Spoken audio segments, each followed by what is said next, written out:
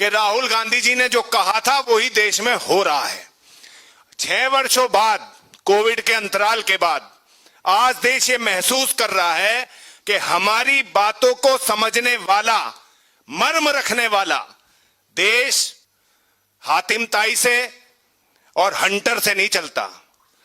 देश हिटलर शाही से नहीं चलता। देश मर्म से चलता है, विचारों के आदान प्रदान से चलता है।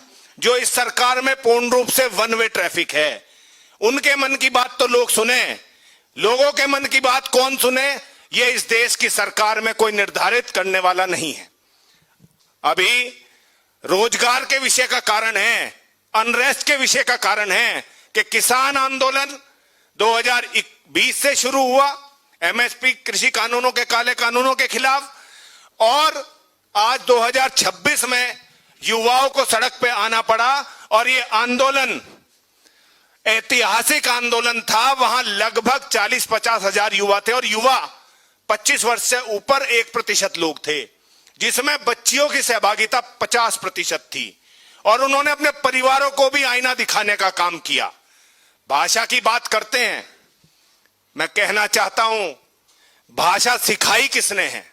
जब संसद के प्रांगण में अपशब्दों का इस्तेमाल हो और उस पर कार्रवाई ना हो तो मौन सहमति समझी जाती है। आप उसको ट्रेन कर रहे हो देश को कि अपशब्दों का इस्तेमाल हो। किसानों पर लाठीचार्ज हो, 15 साल, 12 साल, 14 साल, 20 साल के बच्चों पर लाठीचार्ज हो, बच्चियों का दमन हो। इस दमन के खिलाफ देश खड़ा हो रहा है, और इस देश का प्रतिनिधित्व, इन वर्गों का प्रतिनिधित्व राहुल गांधी जी करेंगे। किसानों को बड़ी आस है, नौजवानों को बड़ी आस है। इसी विश्वास के साथ कांग्रेस पार्टी के परिवार में हम शामिल होकर अपनी उस हवन में आहुति देने का काम करेंगे।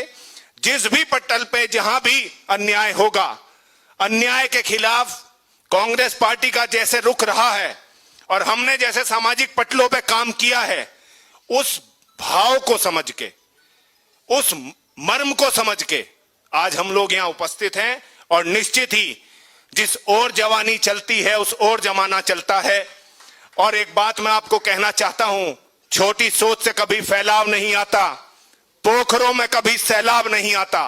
पोखर माने जो आपके पाउंड होते हैं, जिन्हें हम जोहड़ कहते हैं, उनमें कभी बाढ़ नहीं आती।